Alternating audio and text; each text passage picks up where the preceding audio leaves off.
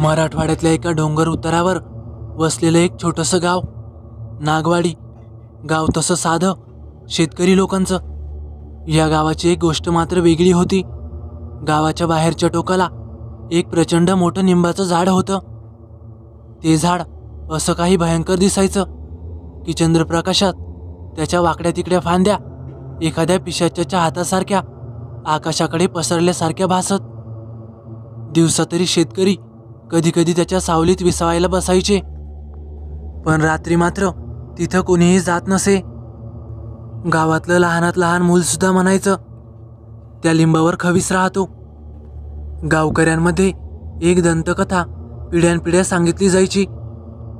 सांगायचं झालं तर 100 वर्षांपूर्वी नागवाडीमध्ये एक क्रूर सावकार होता, भानुदास खोत. गावकऱ्यांची शेतजमीन त्याने व्याजाने खाल्ली, लोकांना अक्षरशः पिळून काढलं. पैशासाठी तो काहीही करायचा. एका रात्री गावकऱ्यांचा उद्रेक झाला. शेतकऱ्यांनी मिळून त्याला घराबाहेर खेचलं, मारहाण केली आणि मृत्यूपंथाला लोटलं. पण त्याचा आत्मा शांत झाला नाही. लोक म्हणतात, जिथं त्याला जिवंत जाळलं तिथंच नंतर लिंबाचं झाड उगवलं. तेव्हापासून असं मानलं जायचं की त्या झाडावर खवीस वास करतो, एक प्रकारचा दुष्ट आत्मा, जो रात्री तिथून जाणाऱ्यांना फसवतो, रस्ता चुकवतो आणि कधीकधी त्यांचा जीवसुद्धा घेतो. गावकऱ्यांच्या मते कुणी रात्री उशिरा निंबाजवळून गेलं तर त्याला गडद काळी सावली दिसते. एखाद्या मुलीच्या रडण्याचा आवाज रात्रीच्या काळोखात ऐकू येतो आणि काही वेळेला माणसाचं डोकं वेगळ्या दिशेला वळवून बसलेली भयानक आकृती झाडावर बसलेली दिसते. अशा अनुभवांमुळे गावकऱ्यांनी त्या रस्त्याला टाळायला सुरुवात केली. तर कथा सुरू होते आपल्या नायकापासून. अभिजित देशमुख, पुण्यातला एक पत्रकार. लोककथा, अंधश्रद्धा आणि भूतकथांवर तो नेहमी लेख लिहित असे. त्याचा असा विश्वास होता की या गोष्टी म्हणजे मानसिक भास आणि कल्पनाशक्तीचे खेळ आहेत. एका दिवशी त्याच्या मित्राने त्याला नागवाडी गावाबद्दल सांगितलं. अरे, आमच्याकडे निंबावरचा खवीस आहे म्हणतात. कित्येक लोक रात्रीचे तिथे गेले आणि परतलेच नाहीत. आणि एखादा जर कोणी परत आलाच तर तो वेड्यासारखा वागतो. अभिजितच्या पत्रकार मनाला ही गोष्ट भिडली. तो ठरवतो सत्य शोधण्यासाठी नागवाडीत जायचंच. अभिजित रात्रीच्या गाडीने परभणीकडे गेला आणि तिथून जीपने नागवाडीला पोहोचला. गाव अगदी साधं, पण वातावरणात काहीतरी गूढ दडलेलं. गावच्या प्रवेशद्वाराजवळच त्याने ते प्रचंड मोठं लिंबाचं झाड पाहिलं. दिवसा ढवळ्या पण झाड वेगळ्याच भयानक छायेत उभं होतं. गावकरी अभिजितकडे विचित्र नजरेने पाहत होते. कोणीही त्याच्याशी निंबाबद्दल बोलायला तयार नव्हतं. एक वृद्ध आजोबा कापऱ्या आवाजात म्हणाले, पोरा, जे काय लिहायचं ते लिही, पण त्या लिंबाजवळ जाऊ नकोस, खवीस खेळेल तुझ्याशी. अभिजित मात्र हसत म्हणाला, अहो, हे सगळं अंधश्रद्धा आहे. मी उद्या रात्री तिथे जाईन आणि तिथं राहून दाखवीन. गावकरी घाबरून शांत झाले. अभिजितने दुसऱ्या दिवशी दिवसभर गाव फिरून काढलं. गावातील लोकांशी बोलायचा प्रयत्न केला, पण बहुतेक लोक गप्पच राहिले. जरी कोणी बोललं तरी तो निंबाबद्दल बोलायला तयार नसायचा. फक्त एकच माणूस बोलला, सावकार तुकाराम पाटील, गावातील श्रीमंत माणूस. तो हसतच म्हणाला, अहो पत्रकार साहेब, लोक फुकट घाबरतात. खवीस वगैरे काही नाही, माणसाच्या मनाचे खेळ आहेत. जा, तुम्ही पहा, पण जपून राहा, कारण भीती माणसाला वेडे करत असते. त्या रात्री अभिजितने आपला कॅमेरा, आवाज रेकॉर्ड करणारी यंत्र आणि नोटबुक घेतलं. संध्याकाळी 6च्या सुमारास गावातील रस्ते ओस पडले. सगळे लोक आपल्या घरात शिरले. दारं आतून बंद झाली. फक्त अभिजित एकटाच त्या झाडाकडे निघाला. सूर्य मावळताना लिंबाची सावली जमिनीवर पसरली होती. फांद्यांच्या जाळ्यातून चंद्रप्रकाश झिरपत होता. वारा जोरात वाहत होता आणि झाडांच्या पानांचा आवाज अंगावर काटा आणत होता. अभिजित झाडाखाली बसला, टॉर्च लावली, आवाज रेकॉर्डर सुरू केला आणि तो स्वतःशीच बोलू लागला. मी आता नागवाडी गावातील प्रसिद्ध निंबाच्या झाडाखाली आहे. लोक म्हणतात इथे खबीस राहतो, पण माझा यावर अजिबात विश्वास नाही. या सगळ्या अंधश्रद्धा आहेत. पाहूया काय होतंय ते. साधारण 1.5 तास काहीच घडलं नाही. फक्त वारा, पानांचा आवाज आणि कधी कधी घोबड्याचा हुत्कार. अभिजित हसला. लोक किती वेडे आहेत, या साध्या झाडालाच भूत समजतात. आणि एवढ्यात त्याच्या रेकॉर्डरमधून एक आवाज आला. मला वाचव. अभिजित दचकला. त्यानं कान धरून ऐकलं. आवाज पुन्हा आला. मला वाचव, वाचव मला. त्याने टॉर्च 4ही बाजूंना फिरवली. झाडाखाली सावलीत कुणीच नव्हतं, पण रेकॉर्डर मात्र सतत तोच आवाज टिपत होता. मध्यरात्र झाली. वारा आणखीनच जोरात वाहू लागला. अभिजितला अचानक वरच्या फांदीवर काहीतरी हालचाल जाणवली. त्याने टॉर्चचा प्रकाश तिकडे टाकला आणि त्याचं रक्तच गोठलं. फांदीवर एक काळं सावट बसलेलं होतं. मान वाकडी, डोकं एका बाजूला आणि डोळे लाल ठिपक्यांसारखे चमकत होते. ते हळूहळू हालायला लागलं होतं आणि पानांच्या सळसळीबरोबर एक थरारक हास्य ऐकू आलं. अभिजित घामाघूम झाला. त्याने कॅमेरा उचलला, फोटो काढायचा प्रयत्न केला, पण कॅमेऱ्याचं बटन दाबताच स्क्रीन काळी पडली. रेकॉर्डर मात्र अजूनही चालू होतं आणि त्यात कुठल्याशा स्त्रीचा रडण्याचा आवाज कैद होत होता.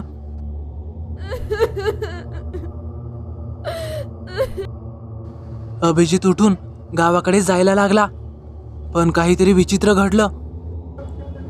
तो जोराने चालू लागला, तरी रस्ता गावाकडे न नेता पुन्हा लिंबाकडेच आणत होता. कुठल्याही दिशेने वळला तरी तो त्या झाडाजवळ येऊन पोहोचायचा. आजूबाजूला धुसर दिसू लागलं आणि अचानक मागून पावलांचा आवाज.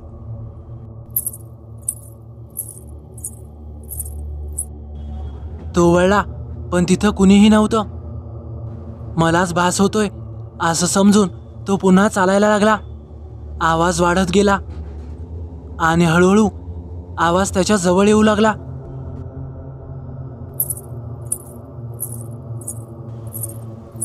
शेवटी अचानक त्याच्या खांद्यावर कुणीतरी थंडगार हात ठेवला. अभिजित भीतीने थरथरला.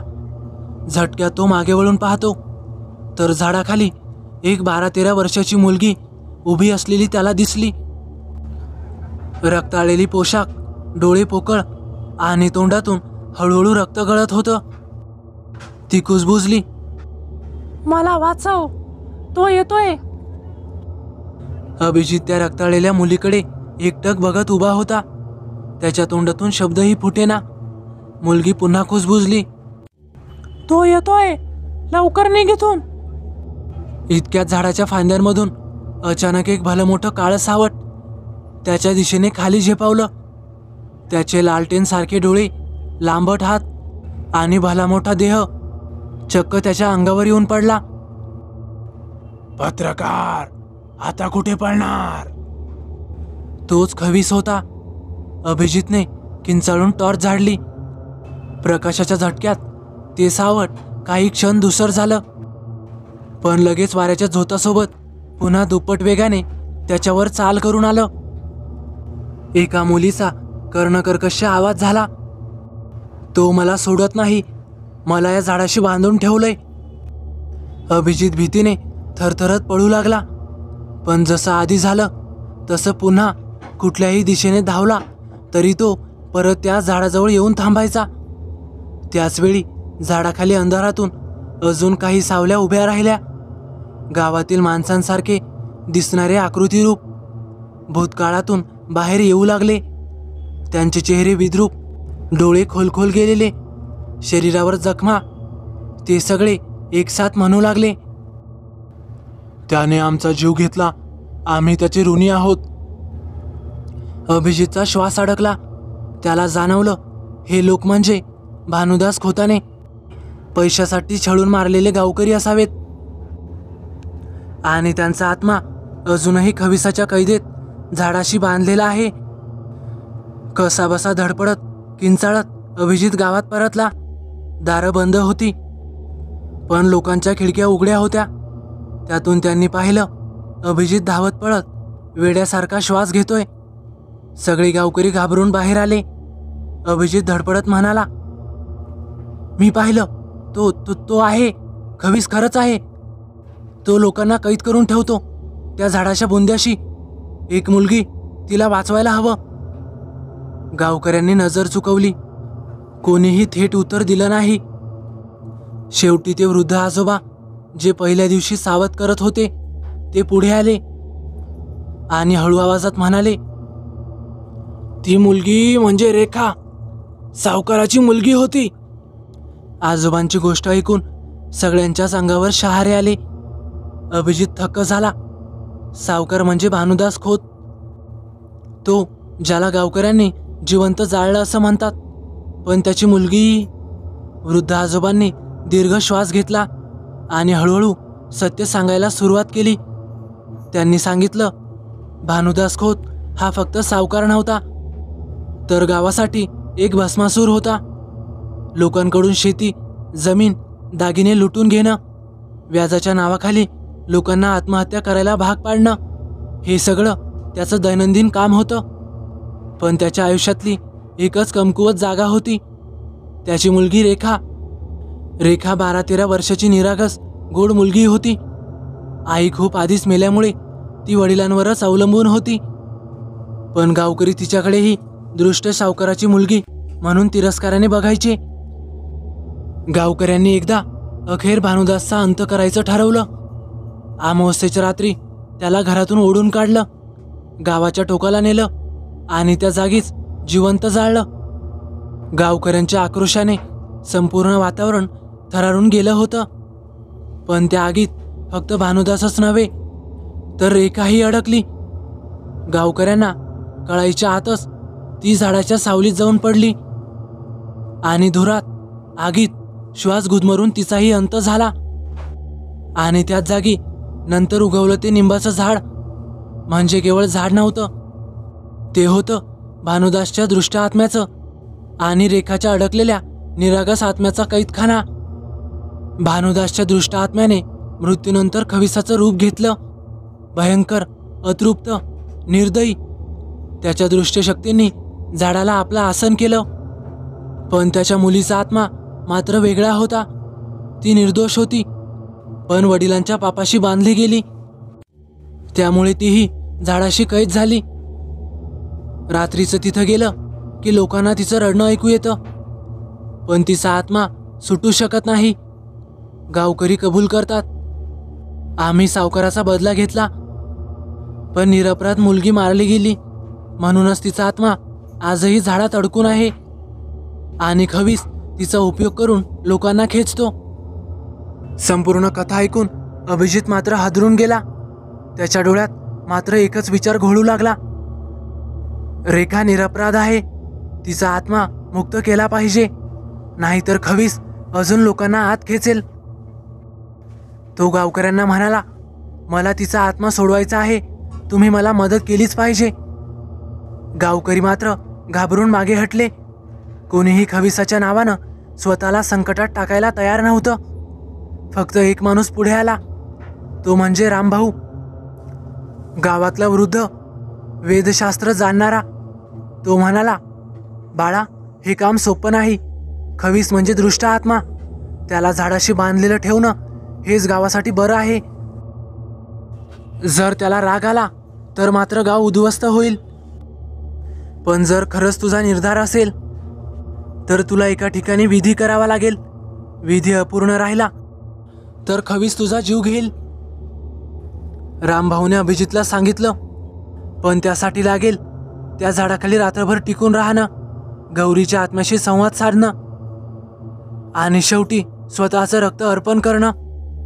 रामभाऊनं गंभीरपणे इशारा दिला, पण लक्षात ठेव, खवीस तुला भ्रम दाखवेल, तुझा रस्ता चुकवेल, तुझ्या मनाशी खेळेल. जर तू घाबरलास तर तुझा आत्माही त्या झाडाशी अडकून राहील. अभिजितने ठामपणे उत्तर दिलं, मी तयार आहे. गावात अमावस्येची रात्र सरू लागली. संपूर्ण आकाश काळभोर झालं होतं. एकही तारा नव्हता. फक्त निंबाच्या झाडावरचा अंधुकसा प्रकाश दिसत होता. जणू कुणीतरी वरती दिवा ठेवला आहे. गावकरी दार खिडक्या बंद करून आपापल्या घरात शिरले. गावभर भेसूर शांतता होती. कुत्रे सुद्धा भुंकणं थांबवून एका जागी गपचूप बसली होती. अभिजित आणि रामभाऊ दोघं मात्र गावाच्या टोकाला त्या लिंबाजवळ उभे होते. रामभाऊच्या हातात तांब्या, लाल चुन्याचा कुंडा आणि काळ्या दोरांचा गठ्ठा होता. त्याने गंभीर आवाजात म्हटलं, आता सुरुवात झाली की मागे फिरायचा प्रश्नच नाही. झाडाखाली बस, डोळे मीट आणि मी सांगतो तेवढंच कर. बाकी काही झालं तरी उठू नकोस. अभिजितने मान हलवली. तो झाडाखाली बसला. रामभाऊने ओव्या सुरू केल्या. त्याचा आवाज जड, गंभीर आणि वेगळ्याच छायेत घुमत होता. मृतांनो, सावकाराच्या पाशातून सुटका व्हा. झाडाशी बांधलेलं रक्त सोडा. वारा जोरात वाहू लागला. पानं हलू लागली. अचानक झाडाच्या फांद्यातून कर्णकर्कश असा आवाज आला. जणू कुणीतरी लोखंडी साखळ्या फेकून मारतोय.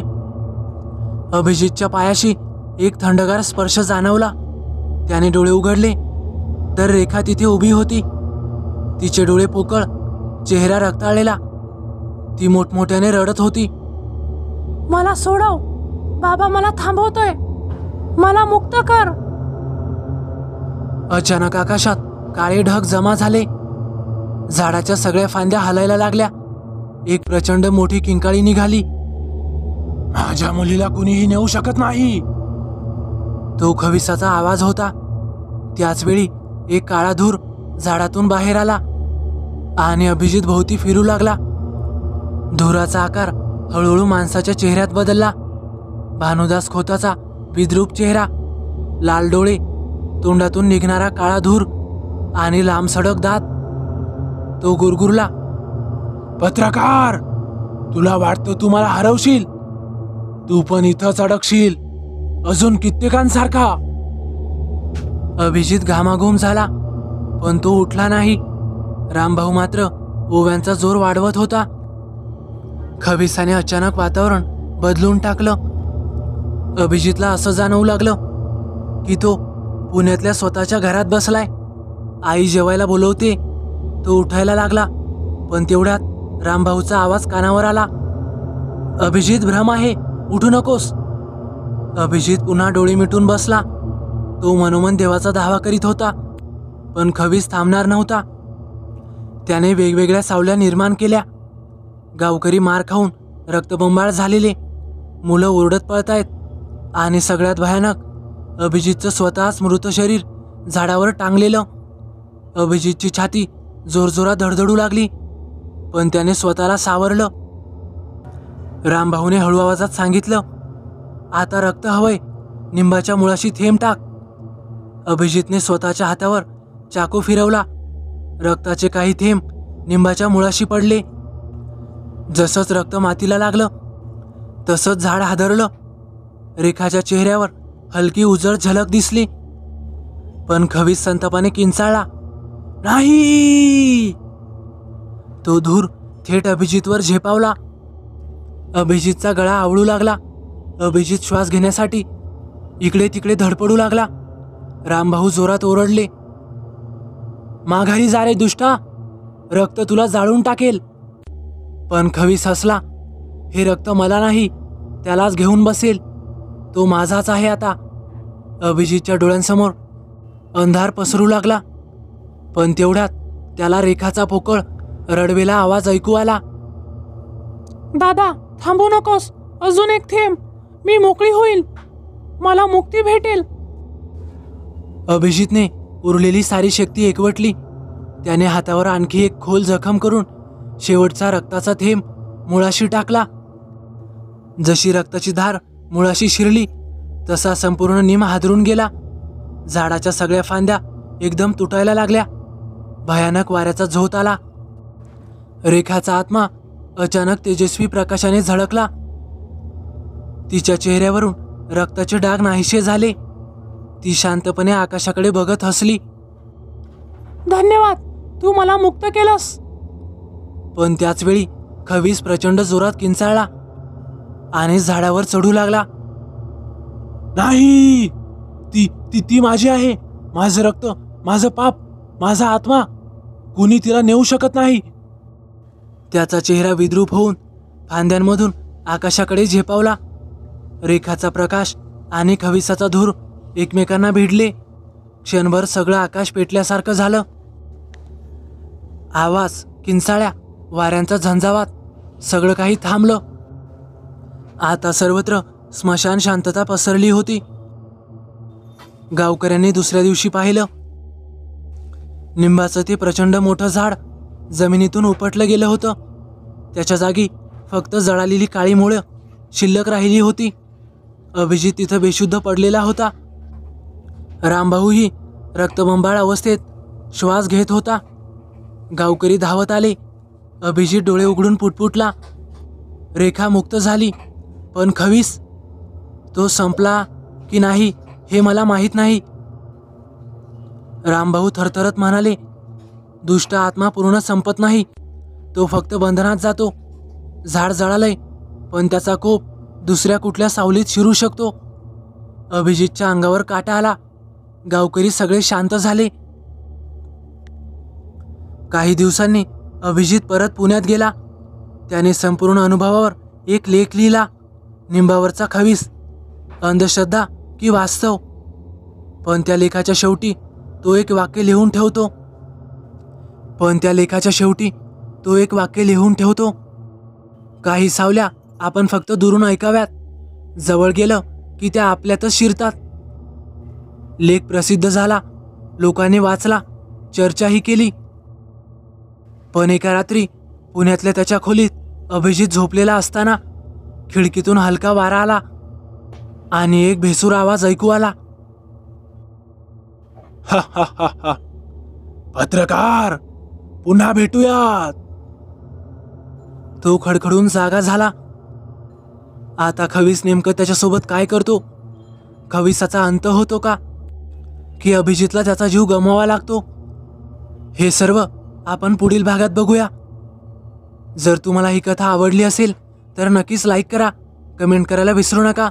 आणि हो, आपल्या चॅनलला आतापर्यंत सबस्क्राईब केलं नसेल तर नक्कीच सबस्क्राईब करा आणि बाजूलाच येणाऱ्या बेल आयकॉनलाही दाबा, जेणेकरून भविष्यात येणाऱ्या व्हिडिओज मी आपल्यापर्यंत पोहोचवू शकेन. तर चला भेटूया पुढच्या व्हिडिओत. धन्यवाद.